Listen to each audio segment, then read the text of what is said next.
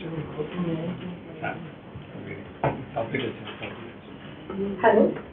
Good evening, friends. On behalf of HRD Forum, I welcome you all.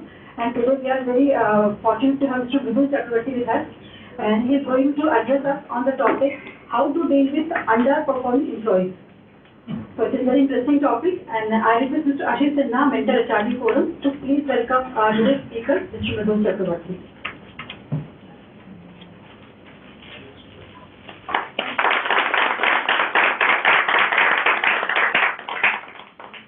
Thank you, sir.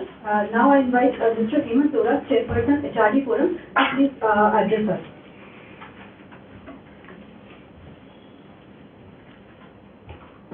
Hi, good evening to everyone. I welcome Vibhu Chakravarti. He is head HR. Probably everyone knows that PC is 4,000 employees, sir? 4,600. And 4,600. So what is the percentage of non-performing? I would reserve my comments there, but yes, I'll talk about it. So anyway, this subject is very interesting, and I don't think any organization where you will not find a non-performing person. This is what I believe particularly, because we are not in Japan, we were just discussing. Okay, in my opinion, I'm not a HR person, but in my opinion, there are two types of non-performing people. One is incompetent non-performer, and another is a competent non-performer.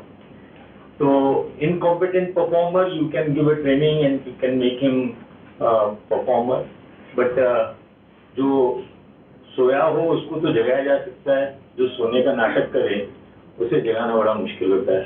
तो जो competent है और non performer है उसके लिए sir tips देंगी और I will not take much time and over to you Milan ji.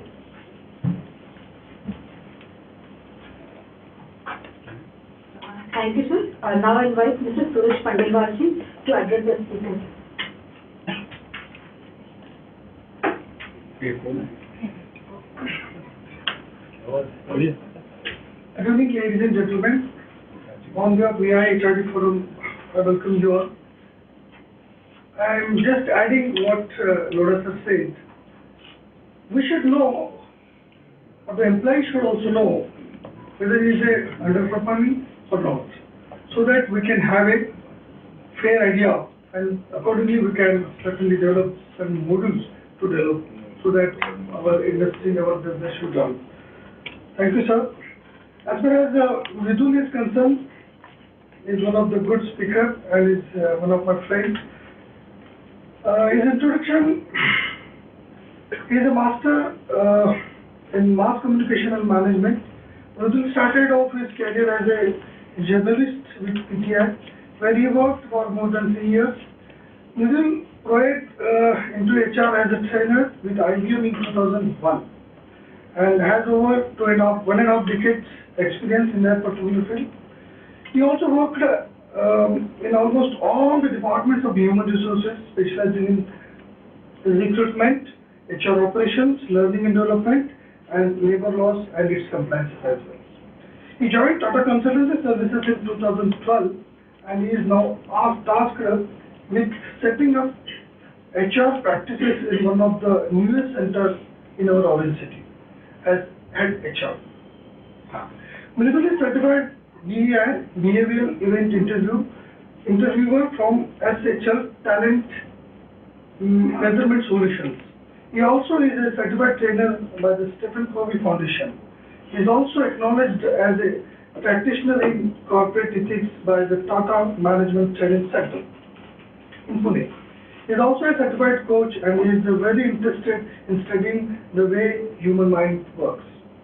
Friends, he is a voracious reader and can survive on a lonely island with coffee and his Kindle. His particular interest is in learning about human behavior and believes in the fact that everyone has a potential and it just needs to be unearthed. Thank you very much. It's over to you, sir.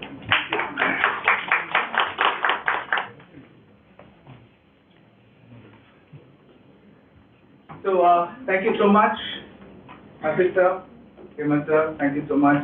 Thank you.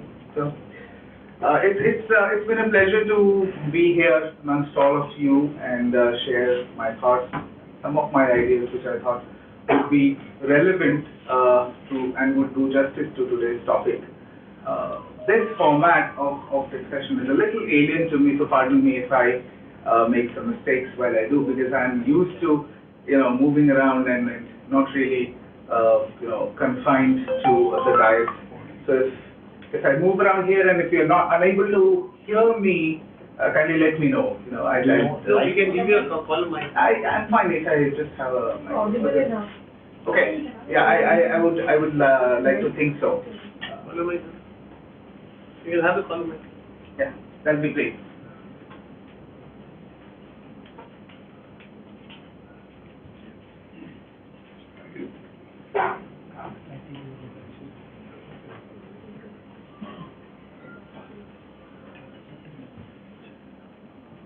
Am I audible now?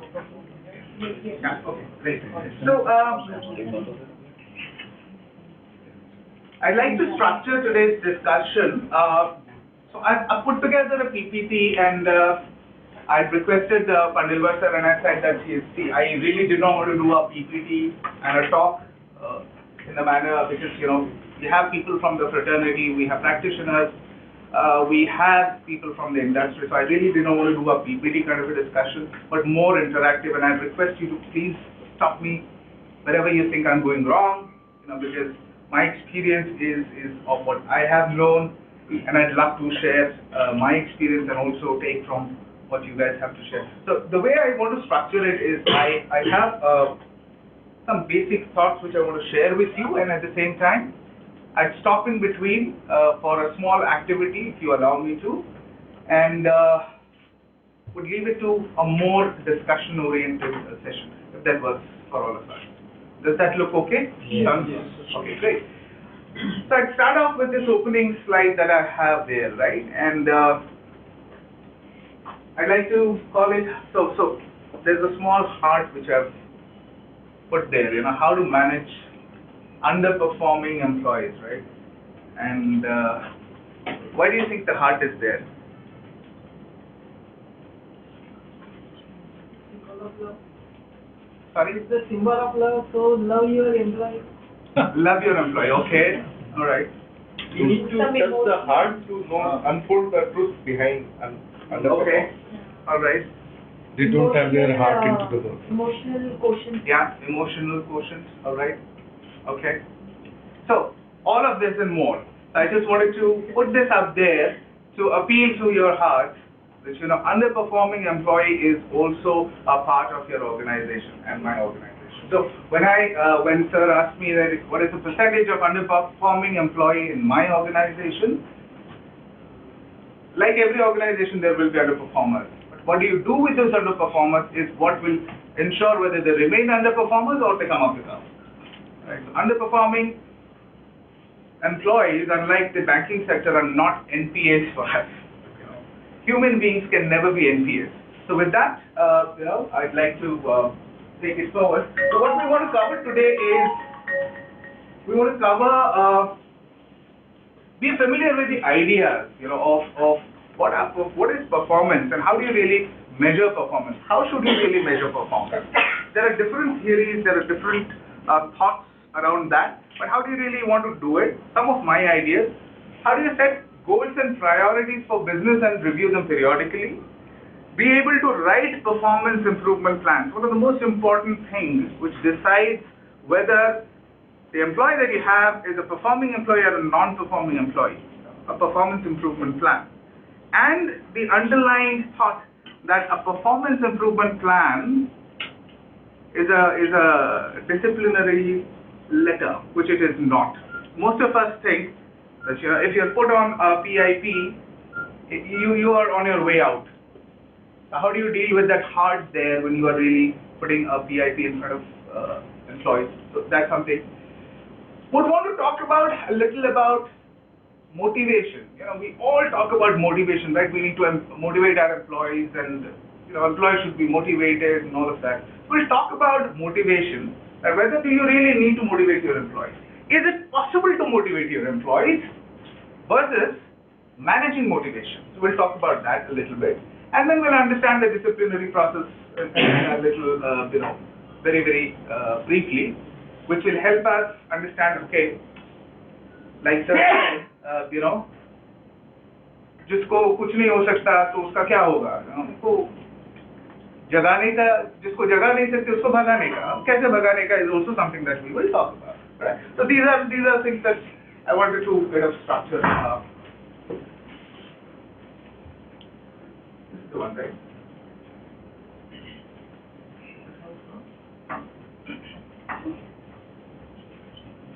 Okay. But it says moved into different.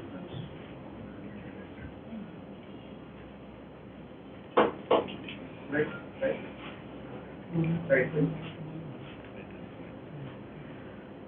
So when you talk about performance, there are two kinds of performance that we talk about. Right? Now this varies from organization to organization. The first that we talk about is your task performance. Right? How well your employees should perform the given task or the formal duties. How well should they perform? Right? Is there a parameter that has been set? And then the other is contextual performance, which is how the person goes beyond the call of duty and does certain things which are required for the role, for the organization, for the company, and so on and so forth.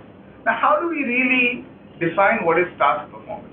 Ideally, the task performance is something which should boil down from the job description. Right? So this is where we ask ourselves, when we hire somebody for our organization, do we do that on the basis of a job description? Do we have a job description? So let's say, I'll take an example of an accountant. Right? An accountant is a broad term to be used, right? Hemant sir, you can have a CA doing accounting, you can have a STEM +2 doing accounting, you can have a BCom doing accounting. Accounting is a broad term. So when you're hiring for an accountant, what is it that you are really looking for? Do we have a JD for an accountant? Now when you look at JD, how do you write a JD?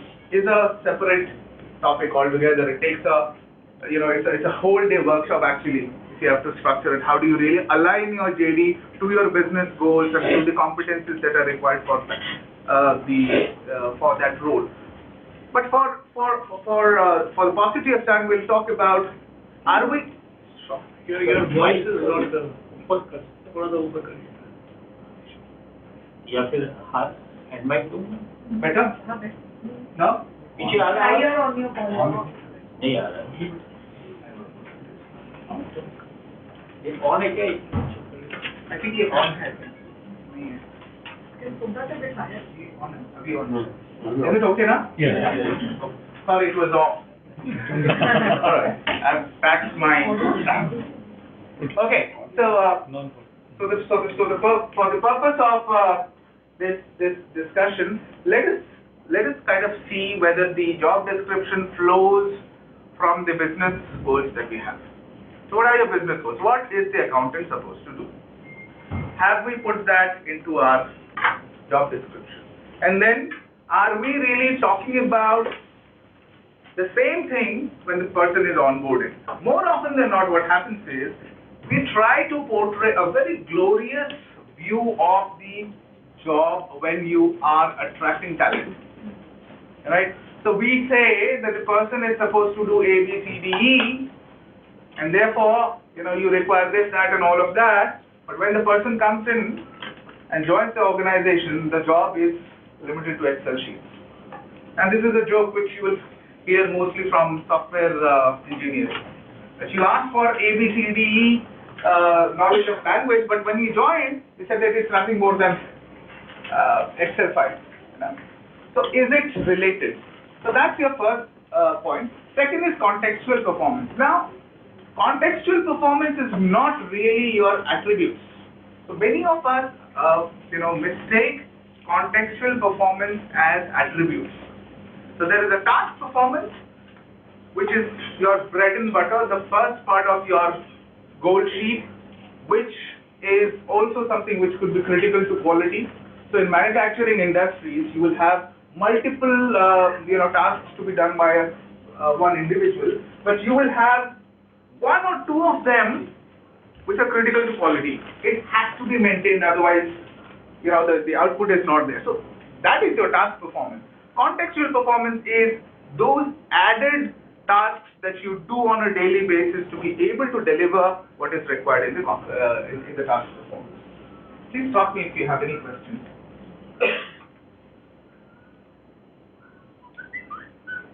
Other aspects of performance, which is organizational citizenship behavior. Okay, this I have taken from a book on OB by McKinsey. Now, this is closely related to the concept of contextual performance, but not really contextual performance. This is what is required for the organization. So I, as an accountant, may not need to go and hire people for the organization. That is not my core job. Neither task performance, nor is it my contextual performance. But I'm doing that because my MD wants me to go and do it, and that is for the overall development of my organization. That is what my organization citizenship behavior is. Tomorrow there is a blood donation camp which is being organized by the company. It is not a task that I have to fulfill, but it is also a part of CSR of the organization, and hence I participate because it's part of my organizational citizenship behavior. So when you're part of the civic society, you have certain duties that you fulfill. When you're part of the organization, you have certain civic duties towards the organization that you fulfill, which are not really your tasks. You don't get penalized for not doing this. The organization does not hold you responsible for not doing this, but they become those added brownness which get added to you should there be another person at the same performance level as you. Alright? The fourth component is the emotional labor, or you could also call them attributes. Now these are emotions of the employees which must be displayed to fulfill the responsibilities. For example, for an HR professional, empathy is something which is given, right? You cannot have an HR professional who shouts at the employee, can you? Employee comes with a problem, and you have just come into office as an HR professional, you had a showdown with your boss has given you a showdown, you have just come out of your own appraisal discussion, and it has been pathetic, your boss has shot down everything good that you thought you have done, and then there comes an employee, and he says, I have had a bad day with my boss, and my appraisal discussion with my boss has been pathetic. My boss does not acknowledge the good work that I do. What will the HR professional do? Will he say, "Mera bhi aise hi hua hai. Sare bosses aise hi hote."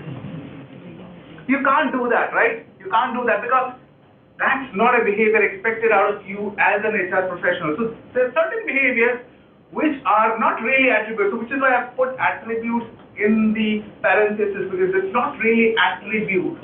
Attributes are more towards competencies, behavioral competencies. These are those behaviors, these are those emotional components of your attributes or the competencies which lead to the tasks. Now, we'll wait here for a moment. We'll sit on this slide for a moment, and we'll introspect. All right. How many of us here in this room are business owners? How many of us have businesses? All right, great. So, as I said, have the performance goals been communicated as hires? Right. So when you hired these people who are working for you today, have you communicated to them what is expected of them? If yes, in what form? Have you tied them to your business goals? If yes, how? Most, commonly what we do in smaller organizations is that we have people who are our frontliners who do the sales. So sales constitutes a huge part of our workforce. So yeah, sales force. And then for sales folks, it is pretty much standard, right? You have a target, you achieve the target. You don't achieve the target, you have a penalty. If you overachieve the target, there is an incentive, and so on and so forth. All right. Even then, when you do that, do you have a sheet of paper which says these are your goals? right? And that, is it complying to all of what you discussed previously? Do you have a mention of the attributes which are required? Do you have a mention of the emotional component which are there? Because otherwise, a sales guy will never be an ethical guy because his mind is only towards the target. He knows that मेरे को सिर्फ target पूरा करना है, sales पूरी हो गई, मेरा incentive मेरे को मिल गया, that's about it. I am not tied to the organization at all. मेरे को organization में क्या हो रहा है नहीं हो रहा है मेरे को कोई फर्क नहीं पड़ता. I have nothing which makes me a citizen of the organization. I am just a mercenary of the organization, for the lack of a better use of the term mercenary. You know. So I'm a mercenary of the organization. I have no emotional connection to the organization. So it is pretty much important that we have a sheet of paper which talks about what is required in our job at the level of hiring. So you tell them this is what is required. Okay. Now you set that goal for the person when the person joins the organization. All right, and then throughout the year, your targets change, your organizational thought outlook changes. Do we make those changes in our goals? And do we communicate them to the employee? Are we doing that or are we not doing that? So, points to think, you know, these are points that we should be introspecting. And then we are also talking about periodic performance appraisals. When do we do performance appraisals for our teams? Let's have a quick round of discussion. When do we do performance appraisals? End of the year. End of the year. And? Before it And? Media. Quarterly appraisals also from management. Yeah. So, what kind of, so you mentioned, sir, about quarterly appraisal. Can you give me an example of what happens in the quarterly appraisal? क्या होता है? देखिए business का quarterly appraisal profit loss के हिसाब से होता है, तो उसी बेस के ऊपर पे क्वार्टरली मैनेजमेंट ये डिसाइड कर सकती है अप्रेजल होने पर कि भाई मैं हमारा एम्प्लॉइज को हम अब क्या वर्क दे सकते हैं, किस तरीके से हम लोग उनको उसमें और हमको अपनी तरफ से क्या एडिशन कर सकते हैं, क्या और असाइनमेंट दे सकते हैं, ये हम मालूमात कर ले सकते हैं क्वार्टरली अप्रेजल. तो वो हम करते हैं, उसमें हम ये बोलते हैं कि आपने क्या क्या आपको करना था जो आपने नहीं किया और क्या क्या आपको करना चाहिए आगे, वो हम सारा कुछ करते हैं. Introspection, whether we are on a right track Yeah, or not. yeah, it's course correction. Course correction. Course correction. We do that. We can do timely. Okay. Rather than at the end of year, Yeah. when everything is. Yeah. So today, so that's the point that we need to retrospect also, because we're not really talking about any hike at this point in time. That's got nothing to do with hike. Sometimes it's the quality which matters. Yeah. If we are serving different clients, say overseas clients, Right. and we are working with team leads, so it's a continuous process. You know? Absolutely. And all the performance. Absolutely. So it's a year-long process. It's not like at quarterly or. Absolutely. It's the quality what we produce. Exactly. Today, there are many organizations which are moving away from the normal cycle of annual or quarterly or any of that, because you know that's not something which ties to the workforce behavior. But there is a very beautiful term called workforce behavior. Now, organization behavior, most of us HR professionals know, right? What is organization behavior? What is workforce behavior? My question is to all the HR professionals here. What is workforce behavior?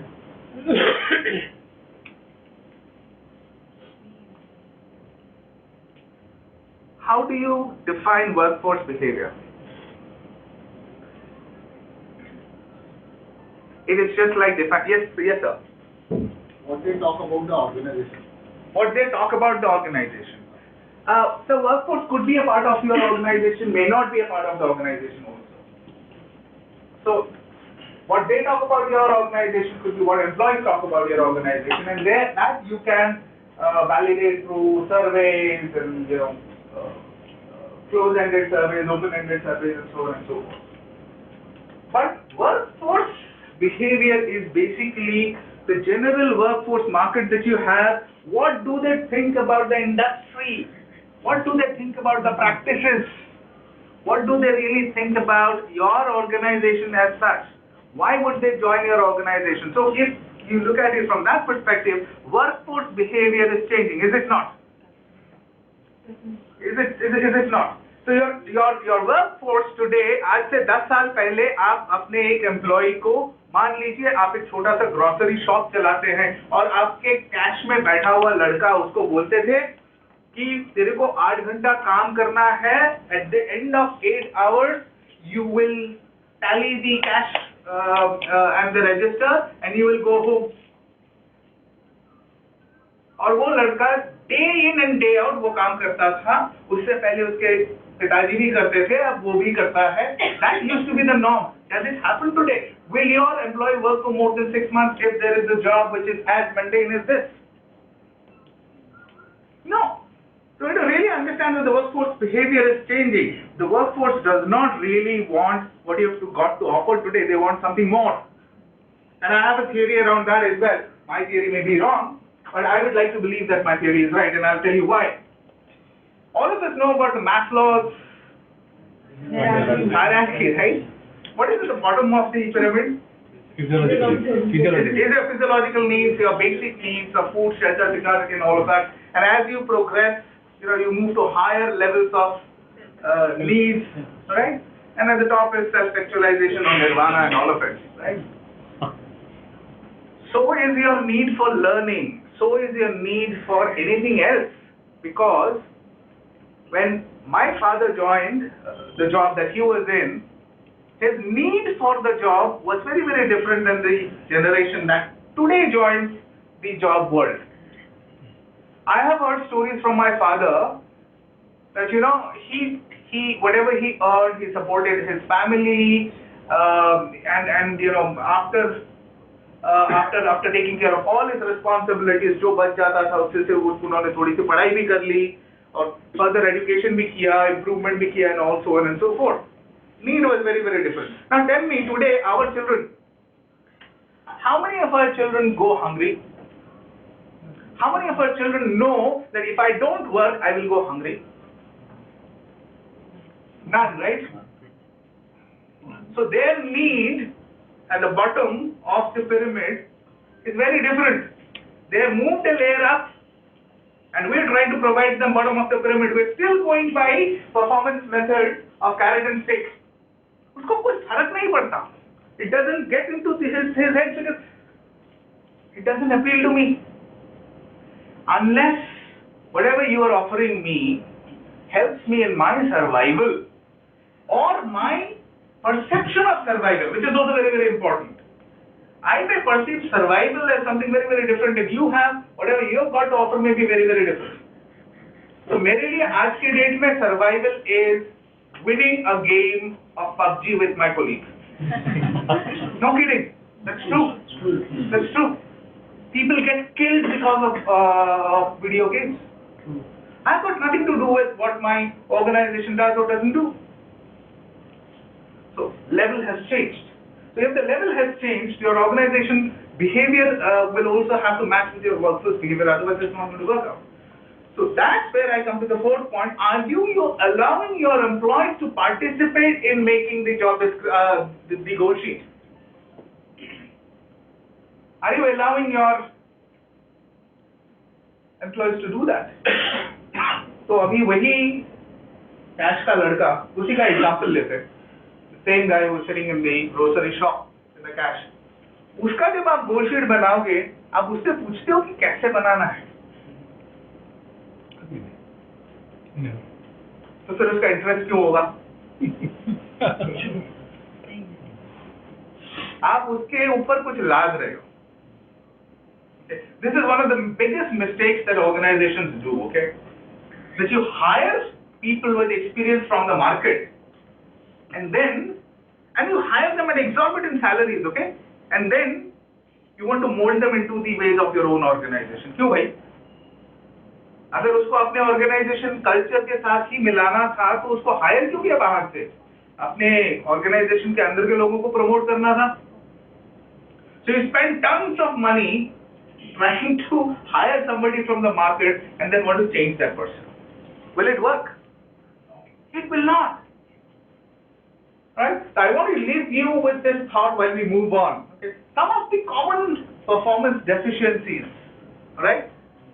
Absenteeism, tardiness. Tardiness is another word for being late, right? Absenteeism, right? Common in a medium or small organization. It's a very, very common thing. Poor attitude, insubordination, poor task performance, and poor contextual performance. Now look at this list of 5 lines that I've put up on the screen. Tell me, when you do your performance reviews, rather structured or unstructured, whatever be it, आप इसमें से सबसे ज़्यादा किस चीज़ पे ध्यान देते हैं? What do you really focus more on? Is that so? Mostly it is the context. It is mostly the context with. आपके पास 2 लोग हैं, ठीक है? आपके यही एग्जांपल लेता हूं जो कैशियर वाला एग्जांपल है। 2 कैशियर हैं, उसमें से एक लड़का जब भी आप उसको बोलते हैं छोटू 2 चाय लेके आ जाए, वो दौड़ के जाता है। दूसरे को जो बोलते हैं मेरा काम नहीं है चाय लाना, वो बोलता है। तो आपको वो पसंद नहीं है क्योंकि वो आपको जवाब देता है कि मेरा काम नहीं है चाय लाना। तो गलत नहीं बोला, उसका काम नहीं है चाय लाना।